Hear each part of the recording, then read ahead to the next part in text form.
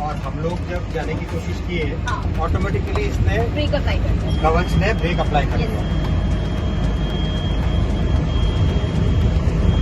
300 metre पहले ही break apply कर दिया।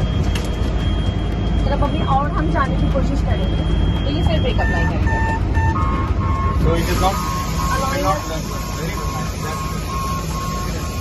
सेम ट्रैक पे वो इंजन भी खड़ा है, ये इंजन भी है, दोनों लोग तो सेम ट्रैक पे है, लेकिन कवच से आगे जाने नहीं दे रहा है।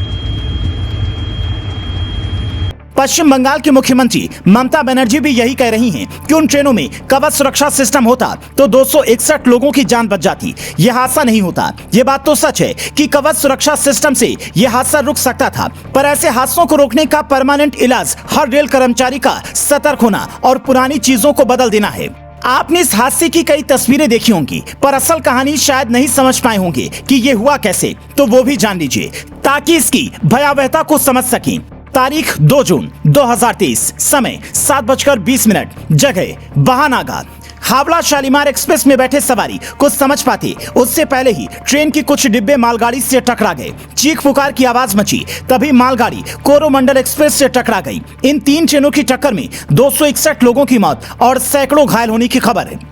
इस हादसे के बाद अश्विनी वैष्णव मौके पर पहुंचे और खुद ममता बनर्जी भी गईं और पीएम मोदी के दौरे का भी प्लान बना। सलमान से लेकर चिरंजीवी तक ने दुख जताया। बंगाल, उड़ीसा, तमिलनाडु, तीनों राज्यों के मुख्यमंत्रियों ने मदद की बात की। पर इस घटना के बाद असल बात ये होनी चाहिए कि ऐसे हादसे भविष्य में ना हो और उसका क्या रोड मैप बने। ऐसे हादसे रोकने के लिए आपकी क्या राय है?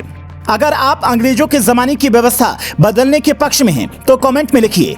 मंत्री नहीं, पटरियां बदलो, व्यवस्था बदलो। Bureau report, news flash.